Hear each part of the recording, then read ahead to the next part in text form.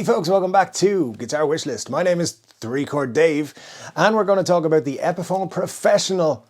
That's one of them right here today. But first, I want to remind you, this video and every Guitar Wishlist video is heavily influenced by the 1001 Guitars You Should Dream of Playing Before You Die. This is a very cool book. You should check it out. So, as you can see, there's guitars on almost every page, in fact, more than one on some pages, all the way back to the 1930s, all kinds of things, and a good history lesson for those of you who want to know about guitars. There's basses, there's acoustics, there's ukuleles, there's real guitars. There's everything in here that you could want to know about guitars all the way back to the 30s. Links in the description below so you can pick up your copy of 1001 Guitars to Dream of Playing Before You Die. Now, this is the Epiphone Professional, and it might look a little bit like an Epiphone Casino, but with some extra knobs on it. But it's so much more than that. Or is it? Well, let's talk about it. So this was produced between 1962 and 1966.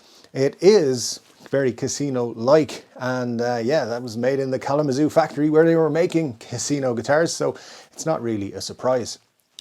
The guitar is made out of mahogany, so you've got a laminated mahogany body pretty much. You've got a slim mahogany neck, and in the neck position you will find a PAF-1 single mini humbucker, a very cool pickup to have in a one pickup guitar. And this guitar, as I said, it's very rare. It was only made for 4 years and very small numbers of each of those years. However, this guitar, as you can see, came with an amplifier, and that amp was the EA7, or you could get the EA8. At least I think that's what they're called. I couldn't actually be 100% certain, but I think that's what they're called. Now, this guitar had some very cool features. So, like, have you ever been playing guitar or just jamming with your friends, or just been like, you know what, I don't want to walk over there to my amp. I don't want to walk over there to my amp. I don't want to have to mess with my amp at all.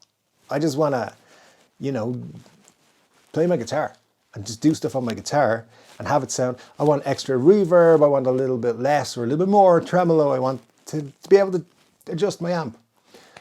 But I don't want to walk over there. So if you've ever thought that, this is the guitar for you. Because the Epiphone Professional had amp controls. Yes, that's right. Now, you had to use the provided special cable that came with the guitar. It had a multi-core kind of thing going on. And you had to use the provided amplifier because, you know, that's how it worked. It was a system. And you could add reverb and, you know, tremolo and all kinds of things. You could control the amp with it. It was great. It had a special jack on the underside of the guitar that you could use. And that's what you would do, control the amp. Very cool. Now, you might also say, hey, there's some switches. What's going on there? Well, that's for an EQ system called the tone expressor. Each one controlled different EQ that would be added into the sound if you switched it on or off. And there's 5 of them. So that added something. Now, those switches actually work even if you plug the guitar into a normal amp, any regular amp, not the one that is paired with it here. So yeah, you could actually plug these guitars into a Marshall Stack if you wanted, or a Vox AC30, or a Fender Mustang Micro. Whatever you're into, you know, anything at all. Obviously, if you do that, the pots for the amp controls just don't do anything because they only work with the provided Epiphone amplifier.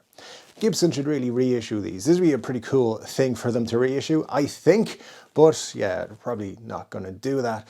Anyway, these guitars are very, very cool. I'd love to add one to my collection someday. I took a look on Reverb before recording the video, and they're around about €4,500, including the amp, in this cherry red color, which isn't bad when you consider these are very, very rare, limited supply of these very cool Epiphone guitars. You know, I think they're great, including the amp and all of the electronics and a hard shell case.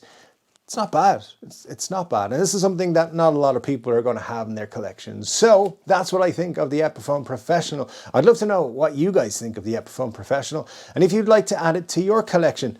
Of course, it's not going to be for everybody, but this is one of those Epiphones from the Kalamazoo factory, which is a very special time in Epiphone history when they were being made in Kalamazoo, along with their Gibson counterparts. And, you know, it's something that maybe was a little bit of a special time in guitar making, early 60s and, you know, the swinging 60s, and they came up with some pretty cool stuff. Anyway guys, thanks for joining me for a guitar wish list for this week. I'll be back with another guitar wish list next Monday. Some new guitar videos this week. Don't forget to join me on Saturday night for 3 Chord Dave Live, where we'll have some fun and crack and a great time talking about guitars and music and all kinds of things. And until then, take care.